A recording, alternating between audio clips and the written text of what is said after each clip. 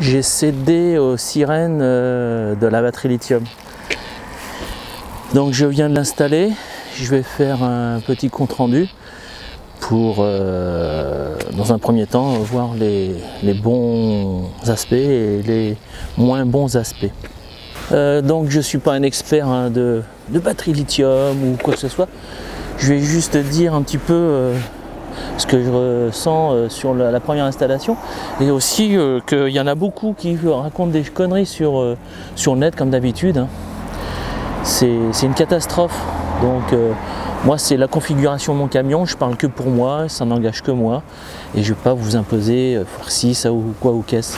Parce que sur certains sites, là, on voit les mecs qui disent ah, attention, machin, ci, cela, dans tous les sens. Et par exemple, rien que pour le BMS, parle que le BMS, faut y faire attention à tout ça. Alors déjà, les BMS sur les batteries comme ça, il y en a installé depuis 3-4 ans. Maintenant, les batteries, elles ont toutes des BMS. C'était il y a 5-6 ans qu'il n'y avait plus de BMS. Et puis dire qu'il faut installer un DC-DC. Alors oui, il faut installer un DC-DC, mais il faut savoir aussi pourquoi. Parce que dire qu'il faut un DC-DC parce que c'est une batterie lithium, il y a plein de raisons, je vais vous expliquer. Et parce qu'une batterie lithium avec son BMS, elle a une charge nominale qui est définie, et c'est 30, pour celle-là 30 et 60 ampères. Et donc même si elle fait 180, 200 ampères, elle ne va pas aller demander 200 ampères à l'alternateur. Donc faut arrêter de dire machin tout sans rien savoir, et c'est une catastrophe. Comme aussi j'ai fait quelques recherches sur les batteries lithium sur YouTube, des forums, et alors là c'est le carnaval. Et il y en a un, alors là c'est le pire que tous. Vous savez ces nouveaux clodos 2.0 là qui sont comme ça, s'il vous plaît, pour rester propre et manger, monsieur, donnez-moi un peu d'argent.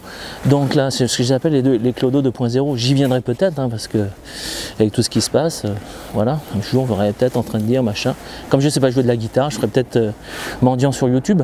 Mais le mec, putain, dès qu'on le voit ouvrir une boîte de petits pois, il y a marqué lithium, machin. Il fait une connerie lithium. Donc le mec, il a trouvé le truc, il marque lithium partout. Ce qui fait que c'est pollué. On ne peut plus faire une recherche sans tomber sur ce mec qui, en plus, c'est une catastrophe quand on voit les trucs et tout. Et il y a des gens qui suivent ce qu'il raconte. C'est pas possible. Il faudrait un jour ou l'autre, il y aura une réglementation pour éviter les conneries, quoi, parce que il y a eu des choses là, encore c'est pas très grave, mais il y a des choses graves quoi, sur des gens qui racontent que des conneries, et pour ceux qui les suivent. Enfin bref, on va essayer de démêler un peu tout ça, en tous les cas pour moi, et si quelqu'un regarde, ça pourra lui donner quelques idées. Et je me suis fait un petit peu influencer sur les batteries, donc c'est pour ça que j'ai pris cette batterie lithium, parce qu'elle a une coque en ferraille. Donc je me suis dit, si ça prend feu, c'est vrai que toujours on est un peu inquiet. Je prends cette batterie, comme ça elle sera contenue dans une coque en ferraille. Mais alors bon, après quand j'ai regardé, j'ai fouillé un petit peu, j'ai vu sur le net, sur un site américain, le mec, son délire c'est de couper et de bousiller les batteries lithium, de quelles que soient de batteries de perceuses, de camping-car, de tout ça. Et quand on voit comment c'est conçu, c'est un bloc en plastique moulé. Quand il ouvre, ensuite dedans il y a un thermoformé autour, d'autres plaques en plastique, on arrive à la cellule, et ce qui elle-même est protégée par du plastique, donc c'est bon, il n'y a vraiment pas de risque pour moi, des batteries bien conçues.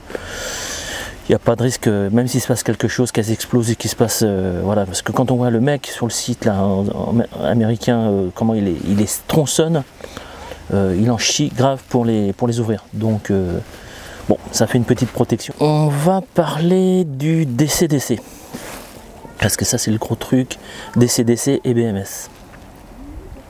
Donc comme je disais tout à l'heure, les BMS sur les batteries lithium, maintenant il y en a tout le temps, partout. Elles sont jamais vendues sans BMS. Et quand on regarde la batterie lithium qu'on veut acheter, il faut regarder la charge nominale et maximale ce que peut produire, ce que peut demander le BMS. Pour celle-là, c'est 30 et 60 ampères heure. Donc une fois qu'on sait ça, il faut définir ce qu'on a comme alternateur. Parce que c'est pas obligatoire de mettre un un DC-DC, cet appareil là qui sert à protéger, que tout le monde parle, pour protéger les batteries, c'est pas forcément obligatoire si on a un alternateur, par exemple un alternateur de 140 ampères. Ma batterie fait 60 ampères, fait 120 ampères. Le maximum que peut demander le BMS c'est 60 ampères, donc on se doute bien que si on n'a pas l'appareil, la DC-DC, elle va demander au maximum à l'alternateur 60 ampères, lui il fait 120 ampères, ça va laisser 60 ampères de marge sur l'alternateur, et comme il ne faut pas, en principe hein, c'est toujours pareil, il ne faut pas prendre plus de 50% de la valeur de l'alternateur, ça laisse 60 ampères. Donc la batterie, on regarde, elle fait 120 ampères, 60 ampères de charge maximale du BMS, mon alternateur fait 120, sur un alternateur classique, hein, je parle toujours, ça marche. Mais ce qu'il faut penser, c'est que on se sert beaucoup des batteries, c'est l'hiver, donc elles descendent bien en décharge l'hiver, on les met à plat. Donc elle va te demander 60, l'alternateur lui va donner 60, mais comme on est en hiver, il va y avoir les phares, les essuie-glaces, l'autoradio, le GPS, la ventilation du chauffage, une charge du TomTom, une charge de plein de choses. Et là, ça va monter au moins à 30 ampères. Donc là, on va monter en maxi à 90 ampères pour l'alternateur. Ça passera toujours parce que lui, il fait 120. Mais on commence à se rapprocher vraiment de la limite. Mais ça passera. C'est pour ça que d'ailleurs, sur des forums ou sur des trucs, on voit les mecs, ils ont essayé. Ils ont dit, ouais, j'ai mis une batterie lithium sans savoir pourquoi. Ça marche. Un autre dit, ouais, moi j'ai fait pareil, ça marche. Ils ne savent pas pourquoi et tout ça. Parce que les batteries sont régulées avec leur BMS et qu'ils ont des camions Euro 5, 4 ou 3, enfin ça dépend de la norme, mais des alternateurs classiques et c'est des gros alternateurs de 120, 140, donc ça passe, il n'y a pas de souci. Le souci c'est quand on a un alternateur un peu trop petit, admettons à 80 ampères, là on peut se poser des questions parce que la batterie va demander 60, il va rester 20 ampères pour l'alternateur, il va être vraiment au taquet, plus les phares, plus plein de choses l'hiver, là c'est sûr il va chauffer. Donc là dans ce cas là on peut mettre un DC-DC qui lui, le mien il est à 30 ampères, qui lui, quoi qu'il se passe, il donnera 30 ampères à la batterie, même si elle demande 60, 80 ou 100 ampères, parce que les BMS hein, sont adaptés aux batteries. Moi, la mienne fait 120, j'ai un BMS qui fait maxi 60, mais c'est une 200 ampères ou une 250 ampères, forcément le BMS il demandera plus. 80, peut-être 100 ampères, j'en sais rien, mais bon, forcément c'est adapté. Donc là, le truc qu'il faut faire, c'est regarder ce qu'on a comme alternateur classique ou débrayable, ça c'est encore une autre histoire. Voir ce que le BMS peut donner maximum, voir l'alternateur combien il peut fournir et en fonction de ça, on adapte un DC-DC ou pas. Moi je ne sais pas combien il fait mon alternateur, je me suis pas pris la tête, j'ai mis un DC-DC. J'ai mis un DC-DC, pourquoi? Parce que j'avais des batteries AGM et les batteries AGM avec un alternateur, on ne peut pas les recharger à 100% parce qu'elles sont à 14,7 et l'alternateur nous donne 14,4. Donc forcément, je l'avais remarqué depuis longtemps, je montais à 14,4, à 98% et c'était bloqué. Donc je m'en fous parce que j'ai mon groupe électrogène, donc le soir je tiens le groupe et puis ça charge. Mais c'était un peu chiant. Et quand j'ai mis le DC-DC, là j'ai vu que la charge montait à 100% parce que lui augmente l'ampérage et la tension pour recharger. Et donc ça, il n'y a pas de souci. En ce qui concerne l'alternateur débrayable hein, qu'il y a sur les camions Euro 6, c'est des alternateurs qui se débrayent pour faire une économie de carburant, donc pollution, machin, tout ça. Donc c'est des alternateurs qui chargent qu'en descente, avec l'énergie cinétique du camion dans la descente. Le moteur se met au ralenti, donc il consomme quasiment plus, et l'alternateur tourne et là il charge. Donc là ça pose des problèmes, mais les camping-cars au début avaient des problèmes parce qu'ils ne les mettaient pas, mais maintenant, de toute façon, tous les camping-cars Euro 6, enfin avec des alternateurs débrayables Euro 6, ils ont tous un DC-DC. Donc avec batterie lithium, avec batterie acide, batterie AGM, quoi que ce soit, ils ont des DC-DC obligatoires, sinon ça fout le bordel. Donc pour ceux qui ont des camping-cars avec des DC-DC, avec des alternateurs débrayables, il y a déjà un DC-DC dessus. Donc après ils n'ont plus qu'à s'occuper de savoir la valeur d'un alternateur, hein, combien il fait maxi, savoir la valeur de leur batterie, ce qu'ils prennent, combien elles demandent en charge nominale pour recharger en ampères heure, Et puis il faut adapter les deux en fonction. Il n'y a que pour ceux qui ont des camions d'artisans, qui achèteraient par exemple un camion d'artisan, où là, là le camion d'artisan n'est pas prévu pour. Il faut là installer un DC-DC. Donc après, vous prenez ce que vous voulez. Hein. Le plus simple pour ceux qui font des camions sur les artisans, là, des camions utilitaires, c'est vous mettez du matériel. Ah oui, ça aussi, ça c'est un sacré truc, un truc de fou. Vous mettez du matériel, je vous conseille de mettre la même marque. Tout est prévu, tout est compatible, tout ça. Parce que j'ai vu des trucs, les mecs ils avaient du chaud comme ça, là, des trucs allemands, donc performants et tout ça. Et je sais pas pourquoi, ils mettaient des autres marques pas compatibles. Ce qui fait que le mec il s'est retrouvé avec un camion, mais récent, il avait 6 mois, 1 an, le camion à peine, avec un machin qui marchait pas, une batterie lithium qui rechargeait sur le truc, avec un fil sur le batterie moteur et un interrupteur. Donc il gérait sa batterie, donc il ouvrait des coffres, il enlevait les coussins, il tournait l'interrupteur quand il roulait, mais il fallait qu'il pense à l'enlever parce que sinon. Mais oh, les gars, vous êtes dingue ou quoi? Moi j'ai du chaude, j'achète chaude, j'ai un câble, j'ai mon montage, mon schéma de montage, boum, boum, je branche, je respecte ce qu'ils me disent et ça marche. Donc faut pas se prendre la tête plus que ça, quoi. Donc ceux qui font des camions, restez dans la même marque, il y a tout ce qu'il faut comme dans la marque la plus connue, et puis comme ça vous aurez une installation claire et sans problème, sans vouloir passer une batterie qui recharge le truc, mais comme ça on fait pas des économies, hein, parce que c'est un vrai bordel. Faire des économies de batterie, ça me fait penser qu'il y en a beaucoup qui achètent des batteries lithium. J'ai vu, hein, les mecs ils achètent des batteries lithium en croyant que c'est le Graal de l'énergie gratuite, illimitée, tout ça. Et les mecs, j'en ai vu, les mecs ils disent ouais c'est pourri, batterie lithium, j'ai acheté, elle se décharge vite, c'est de la merde, je la revends et tout ça. Hein, attendez les gars, il faut comprendre que la batterie lithium, elle donne ce qu'on lui demande. C'est-à-dire que si mon camion, lui, il fait en hiver, ouais, il doit faire 60 ampères 24 heures, sur 24 heures, 60 ampères. Mais il fait 60 ampères quelle que soit la batterie. Une lithium, il va demander 60 ampères. Une AGM, il demanderait 60 ampères. Il demande 60 ampères, lui. Et c'est pas parce qu'il y a une batterie lithium que tout de suite, le camion va dire « Oh, j'ai une batterie lithium. Oh, ben, 30 ampères, la batterie, elle va donner 30 ampères. » Non, la batterie, elle va pas donner moins ou faire des économies, gérer le camion. S'il faut 60 ampères, il faut 60 ampères. Donc ça, il y a aucune, en décharge, c'est la même chose. Alors vraiment, vous achetez une batterie sur AliExpress et voilà, c'est une escroquerie. Donc là, bon, c'est pas la peine d'y penser. Mais voilà, en décharge, c'est pareil. Par contre, c'est en recharge que c'est beaucoup plus intéressant. Une batterie lithium se recharge, vu sa résistance très bien, tout ça, elle se recharge beaucoup plus vite. Ce qui fait que la batterie AGM, elle a une résistance énorme. Il faut la recharger, elle met 6-7 heures avant d'être rechargée. Celle-là, elle met 2-3 heures. Et donc là, c'est un vrai gain. Donc ça recharge beaucoup plus vite. Donc on a plus d'autonomie. Et puis il y a aussi le fait qu'on peut taper beaucoup plus dedans. Donc on peut faire 100% quasiment de la batterie. Ce qui fait que moi, mettons de 120, bah, ça me fait 2 jours, si je ne recharge pas, 2 jours d'autonomie de batterie. Que les batteries que j'avais avant, 180 ampères, ça fait 90 ampères, ça fait 1 jour et demi, quoi. Donc voilà. Et c'est facile à comprendre, hein, pour faire simple. On a un bidon de 100 litres rempli. On tire de l'eau sur ce bidon. Quand il arrive presque à la fin, la batterie AGM, c'est comme si on la rechargeait avec un tuyau de jardin, là, que dalle. Et la batterie lithium, c'est comme si on rechargeait ces 100 litres d'eau avec un tuyau de 100 qui débite. La quantité sera 100 litres sera pareil, on consommera pareil, mais ce qu'il y a, c'est les recharges qui changent. Et les batteries lithium, pour ça, sont vraiment bien parce que c'est le top. Autre point sur les batteries lithium, c'est le froid. Moi je m'en fous, là je suis en double plancher chauffé, là, ici là ça chauffe.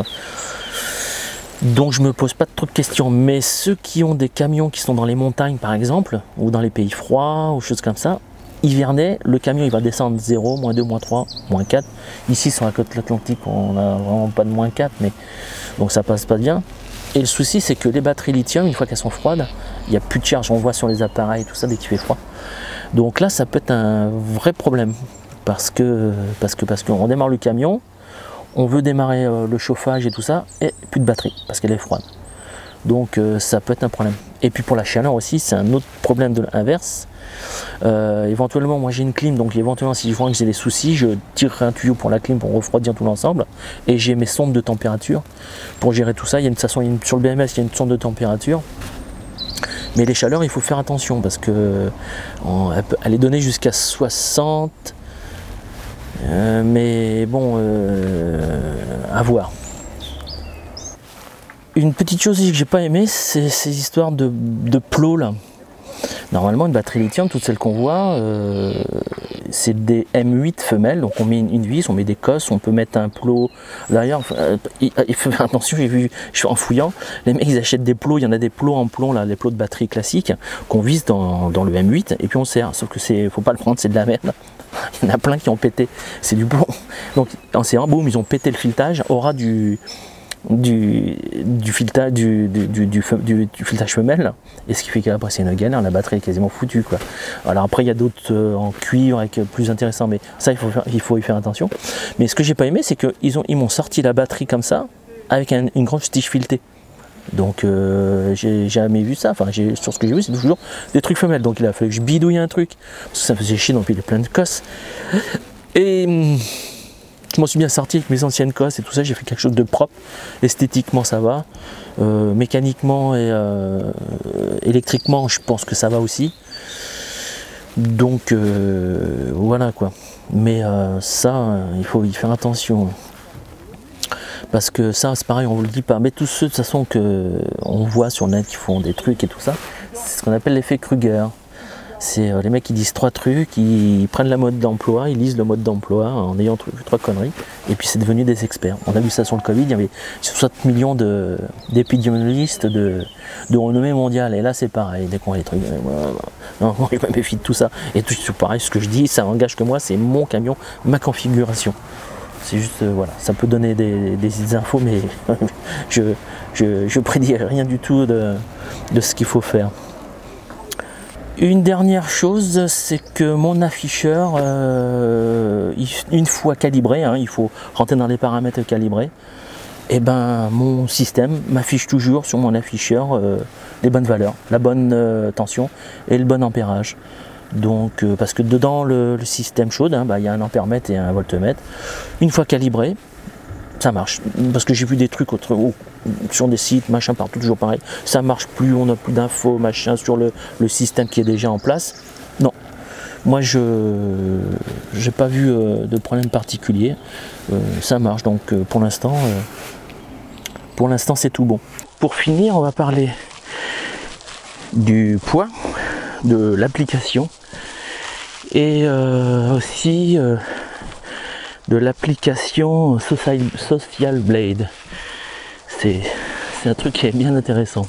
L'avantage sur ces batteries, c'est le poids, parce qu'avant j'avais donc 2 batteries de 30 kg, donc ça fait 60 kg pour 180 ampères, donc 90 ampères utilisables, puisqu'on utilise à 50%. Là j'ai 120 ampères utilisables quasiment à 100% pour 20 kg. Bénéfice, 33 kg de charge utile de récupérer. Donc je vais pouvoir remettre ma batterie, je vais pouvoir remettre ma roue de secours, et ça m'évitera des soucis quand je suis en montagne, puis c'est quand même un peu plus rassurant. Ça c'est un point pas négligeable. Pour parler de l'application sur Android, il y en a 2, je ne sais pas pourquoi. Il y en a une, on peut avoir la capacité restante, par exemple il reste 30 heures d'autonomie, et l'autre non. Et puis on a les infos sur le BMS, et puis les voltages, ce qui charge pas, enfin c'est assez basique. Elle est un peu pourrie parce que dès qu'on se déconnecte, il faut retaper le code pour s'activer le Bluetooth. Donc normalement dès qu'on a appareillé quelque chose, on n'a pas besoin de retaper à chaque fois. Bon, c'est un détail, mais c'est comme ça. Une dernière chose, sur une chaîne que j'ai trouvée, je regardais et il donne le nom d'un site, Social Blade, où on peut voir les contenus des youtubeurs, les statistiques, les nombres de vues, et surtout ce qui nous intéresse tous, combien ils font d'argent. Et alors là, je peux vous dire que c'est une catastrophe. On pense tous que c'est des fortunes et tout ça. Bah, en fin de compte, non, c'est une catastrophe. Les mecs qui font 100 000 vues, vous savez, le mec, moi je partout, moi je suis ici, je suis là, ça, et puis voilà. 50 heures par semaine, les mecs, c'est du matériel, des PC, du gasoil, des connexions, des idées, enfin c'est du stress terrible. Tous ces gens-là qui vont voir, ils font à peine 1500 balles par mois. Alors vous allez me dire, 1500 balles par mois, c'est quand même correct, mais c'est brut, donc c'est du brut. Donc on enlève les charges sociales et compagnie, ça fait du net à 1002 quoi. Donc moins qu'un mec de chez Leclerc qui fait le magasinier. Que le mec de chez Leclerc il fait 1003, il a son 13e mois, il a ses 35 heures, il a ses vacances et tout ça. Donc c'est vraiment une misère. Et le pire, c'est ceux qui ont 30 000 vues et qui ont 7 à 800 balles par mois pour déverser de la médiocrité comme ça. Après chacun fait ce qu'il veut, hein, mais et donc là, je dis c'est pas possible. Surtout que ces gens-là, en principe, je pense qu'ils vont pas déclarer ça, hein, parce que tout ça, tous ces trucs YouTube, il faut une micro-société, il faut déclarer aux impôts, il faut de l'administratif, il faut des papiers, tout ça. Donc je pense que tout ça, c'est du gratuit, c'est de l'argent qui tombe du ciel. Mais quand ça va dans 2 ans, là, tout ça va se calmer, tous ceux qui vont commencer ces 2 ans et demi, et que ça va leur tomber dessus, je pense que là, il va y avoir des espèces de rappels d'impôts assez terribles. Voilà ce qu'on pouvait dire sur les batteries lithium. Je vais rentrer au camion, je vais me faire un café et puis une prochaine fois, je ferai une autre vidéo quand j'aurai un autre sujet.